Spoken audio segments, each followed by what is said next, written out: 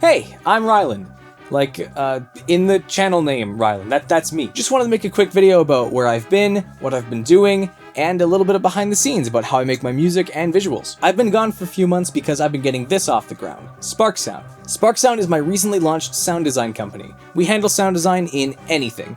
Any kind of media, movies, TV shows, games, videos, whatever, you name it, we can do it. If you want to find us, the link to our website and our Fiverr page will be in the description below. But with the launch of this company means I'm not going to have enough free time to make music as often as I did before. You probably noticed this because there was a pretty big gap between like my Donkey Kong stuff and my most recent song, like the Spirit Tracks underwater thing. That's going to likely be the new normal in terms of like time between songs, unless I were to take commissions, which I'm not against doing. I'm just still on the fence because I'm not sure if it's something I should put time into if nobody's interested in it. But if they are, I'm completely happy to do it. So let me know in the comments whether or not commissions are something you'd be interested in. One more thing before we move on to behind the scenes.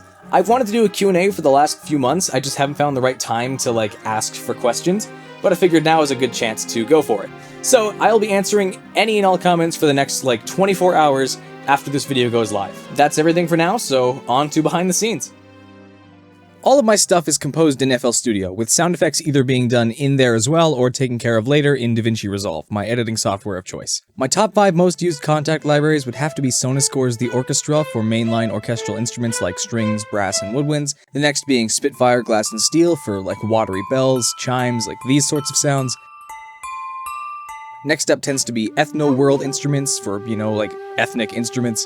Number 4 is probably East West Symphonic Gold Percussion, especially for marimbas and orchestral bells and chimes. They're very solid. There's not really a 5th, it's more so just like instrument-specific solo instruments like vocals and violins.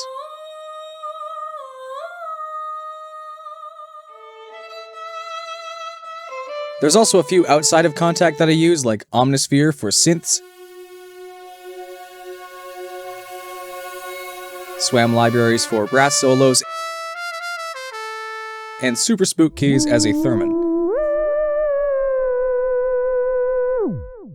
To start a remix, I normally try and rip a MIDI of the song from the game itself or find one online. Most MIDIs ripped directly from the games do not sound great when placed directly into FL Studio, but it's a starting point. From there, I'll switch out the old instruments for better sounding ones, patch up any bugs, do some ad-lib notes for effect, same with percussions, echoes, reverbs, sound effects, that sort of thing.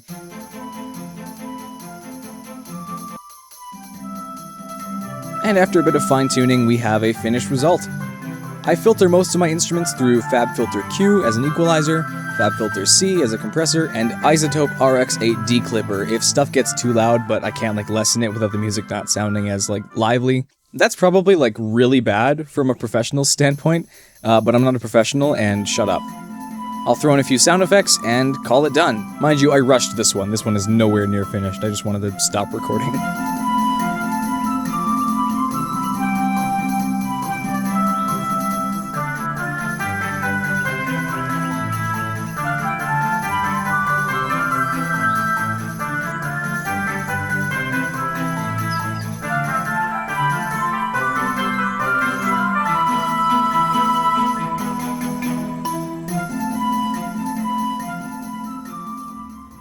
For the visual effects, I first run the music itself through After Effects and generate the like wave band thingy. It's just the stock bands effect layered 4 times and placed along the edges.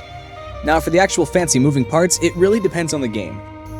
For Spirit Tracks, I actually traced the train model used in Smash Ultimate, broke it into parts, and then moved the parts in Resolve, and then like bunched them into a moving animation that I could loop. For Donkey Kong, I loaded the Kongs into an in-game test room that's actually still in the game.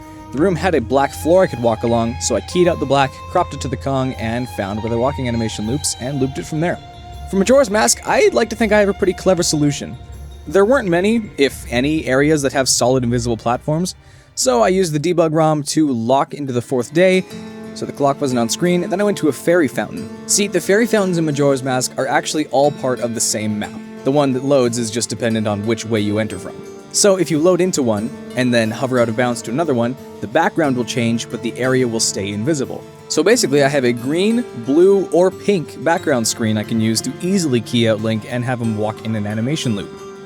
For Mario Party mixes, I actually got off pretty lucky. Mario Party 2 has an in-game debug, model, and animation viewer, so I just used that, and I keyed out the black, and the characters were good to go. And it was easier with this one too, because rather than having to find the animation loop, I just recorded them running for like 5 minutes. And that's basically my process. If the game has debug tools, I use them, otherwise I look for areas with like solid and consistent backgrounds I can remove, and just loop the animation where possible. That's basically how it's all done. With a few caveats, like if I can't get a MIDI file, I'll copy it by ear. If I can't use ripped models or debug stuff, I'll just draw it myself, and so on. I'd like to think that a solid part of what makes my music unique is really the process behind making the visuals, because they're not easy to get. I do actively have to seek out ways to get the characters on screen the way I want them to be. I'll likely do the same techniques with other games that I remix later on, like Banjo-Kazooie, different Zelda games, maybe more Mario Party, and of course whatever I might get commissioned if that were to take off. I think that about covers it. Let me know if you have any questions or thoughts in the comments.